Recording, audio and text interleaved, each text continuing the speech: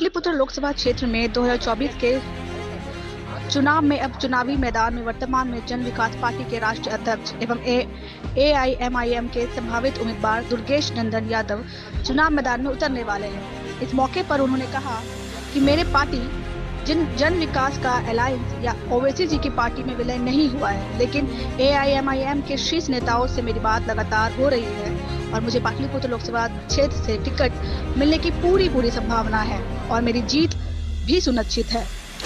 अपनी जीत का दावा करते हुए दुर्गेश नंदन यादव ने कहा कि पाटलिपुत्र लोकसभा के वर्तमान सांसद रामकृपाल यादव से पाटलिपुत्र की जनता बिल्कुल असंतुष्ट है और राजद सुप्रीमो की बड़ी बेटी एवं पूर्व उम्मीदवार मीसा भारती ने भी चुनाव में हारने के लिए चुनाव लड़ रही है, तो इस त्रिकोणीय मुकाबले में मेरी जीत सुनिश्चित है।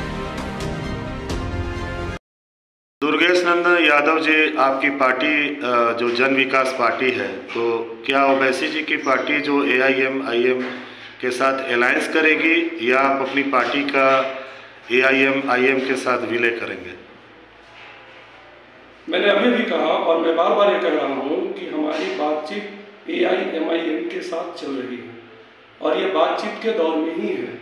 हमारी बातचीत जो प्रदेश अध्यक्ष हैं AIMIM के अख्तारुल ईमान साहब, उनके साथ बातचीत हुई है, आजिल साहब के साथ भी बातचीत हुई है और निश्चित रूप से ये एक बेहतरीन माहौल में, सकारात्मक माहौल में जो है सो हमारी बातचीत चल रही है। इसके अलावा आप बेहतरीन तरीके से जानते हैं कि राजनीति में कुछ भी, कोई भी चीज़ जो है वो छुप छुपा कर नहीं होता है। सारी चीज़ें जो है वो जनता के सामने हम लोग क्लियर करते हैं और जब तक जनता के सामने सारी बातों को रखेंगे नहीं, आप मीडिया कर्मी आप लोग हैं, आप सबों के माध्यम से जब तक जनता के बीच में बात जाएगी नहीं, तब तक हम लड़ाई के मैदान में उतरेंगे कैसे? अगर आपको टिकट मिलता है तो क्या मतलब आगे क्या प्लानिंग रहेगी? आप अलायंस करेंगे या पार्टी का विलय करेंगे? इस पर थोड़ा धैर्य रखिए, क्या हो सकता है। इस मसले पर भी हमारी इन 2 बिंदुओं पर हमारी बातचीत हुई है और जब हम बैठक में बैठे थे माननीय प्रदेश अध्यक्ष जी के साथ और आदिल साहब के साथ हम लोग बैठक में बैठे थे, तो उसमें इन दोनों बिंदुओं पर बात हुई थी। अलायंस को लेकर के भी बातचीत हुई थी और विलय को लेकर के भी बात हुई थी, लेकिन अभी स्थिति पूरी तरह से क्लियर नहीं है। जो होगा आपके सामने होगा, आपको बता के करेंगे, जनता को बता के करेंगे। दुर्गेश नंदन यादव जी, अगर आपको ओवैसी जी की पार्टी से टिकट मिलता है तो जो पाटलिपुत्रा लोकसभा चुनाव क्षेत्र में वर्तमान सांसद रामकृपाल जी भी रहेंगे, बीजेपी के प्रत्याशी, जो पूर्व प्रत्याशी जो राजद के हैं, जो राजद सुप्रीमो लालू जी की बेटी हैं, बड़ी बेटी हैं मीसा भारती जी, तो वो भी मैदान में रहेंगे। तो अगर ओवैसी जी की पार्टी से आपको टिकट मिलता है तो इस महासंग्राम में आप अपने आप को कहाँ देखते हैं? बिल्कुल मुकाबला त्रिकोणीय होगा, त्रिगुणात्मक होगा। हम तीनों आदमी अगर होंगे मैदान में तो निश्चित रूप से मुकाबला त्रिगुणात्मक होगा। आप स्वयं ही संकल्प बैठा कर देख लीजिए इन लोगों ने क्या किया क्षेत्र के लिए। आप अच्छी तरह जानते हैं कि हमने पूरे पाटलिपुत्रा संसदीय क्षेत्र में लगभग 10 सड़कों के पक्कीकरण के लिए लगातार अथक परिश्रम करके उनके निर्माण के लिए सैंक्शन करवा लिया था। बावजूद इसके वे सारी की सारी सड़कों को जो है, जो फंड आवंटित होना था सरकार की ओर से, उस फंड पर रोक लगवाने वाले कोई दूसरे नहीं हैं, रामकृपाल जी ही हैं। रामकृपाल जी ने उन सड़कों का निर्माण बाधित करवा दिया है। इतना ही नहीं, उन्होंने जो सिपारा रेलवे हॉल्ट, जिससे पाटलिपुत्रा संसदीय क्षेत्र की लाखों जनता, गरीब, मजलूम, जो हमारे मजदूर वर्ग के लोग हैं और जो यहाँ कामगार लोग हैं, जो काम करने के लिए पटना आते हैं, उनके लिए हॉल्ट काफ़ी कारगर साबित होता।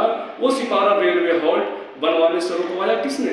GM साहब को कह करके, उनके यहाँ पैरवी करके रुकवाने का काम किया है रामकृपाल जी ने। तो जो सांसद, जो जनप्रतिनिधि जनता के विकास के काम को स्वयं रुकवाती हो और सड़क बनाने पर बाधा उत्पन्न करती हो, रेलवे हॉल्ट बनाने पर बाधा उत्पन्न करती हो, आप समझ सकते हैं जनता उसको कैसे पसंद करेगी। जहाँ तक बात है मीसा जी का, मीसा जी के बारे में भी आप अच्छी तरह जानते हैं, मीडिया में आप ही लोगों ने इस चीज़ को प्रसारित भी किया था।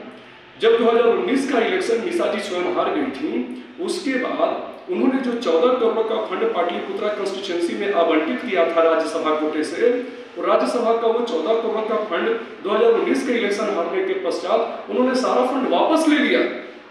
तो कैसे जनता मीसा जी को पसंद करेगी? और लोकप्रियता को हमारी बाधित करने के लिए देखिए इतना ज़्यादा नकारात्मक प्रवृत्ति उनके अंदर उत्पन्न हो गई कि उन्होंने जनता के काम को ही, जनता के विकास को ही बाधित कर दिया। सड़क मार्ग के विकास को बाधित कर दिया और रेल मार्ग के विकास को बाधित कर दिया। वर्तमान सांसद जो रामकृपाल यादव जी हैं अभी पाटलिपुत्रा के, तो उनसे क्या लगता है कि मतलब जो यहाँ की जनता है वो कितना खुश है, कितना नाराज है? बिल्कुल असंतुष्ट है। पिछले 10 वर्षों में रामकृपाल जी ने कोई काम नहीं किया जनता के लिए। आप उठा करके रिकॉर्ड देख लीजिए। और न सिर्फ पिछले 10 साल की मैं बात कर रहा हूँ, रामकृपाल जी इससे पहले भी जो संयुक्त पटना था उससे भी सांसद ये रह चुके थे। 2004 की भी बात मैं आपको याद दिलाता हूँ। 2004 में संयुक्त पटना से ये जीत करके जो है सो सांसद होकर दिल्ली गए थे, पार्लियामेंट गए थे। अब उस समय का भी रिकॉर्ड उठा कर देख लीजिए। इसके अतिरिक्त एमएलसी भी रह चुके हैं बिहार विधानसभा में, ये विधानमंडल में ये एमएलसी भी रह चुके हैं। आप रिकॉर्ड उठाकर देख लीजिए कि कौन कौन सा काम ये जनप्रतिनिधि रहते भर में और संसदीय पदों पर रहते भर में, एमएलसी रहते भर में और लोकसभा के सदस्य रहते भर में, जो कई बार ये लोकसभा के सदस्य रहे, लोकसभा के सदस्य रहते भर में इन्होंने कितना काम किया क्षेत्र की जनता के लिए और क्षेत्र के लिए। आप रिकॉर्ड निकाल कर देख लीजिए सर, आपको स्वयं पता चल जाएगा कि इन्होंने कितना काम किया। आपको जीरो और सिर्फ जीरो मिलेगा इनके काम में। तो कहीं काम करते हुए कभी रामकृपाल जी दिखे ही नहीं हैं। तो जनता तो बिल्कुल बेहतरीन तरीके से जानती है कि रामकृपाल जी काम करिंदा आदमी नहीं है, काम करने वाले व्यक्ति नहीं है, और निश्चित रूप से इनको जो है सो इस बार जनता वोट नहीं देने जा रही है।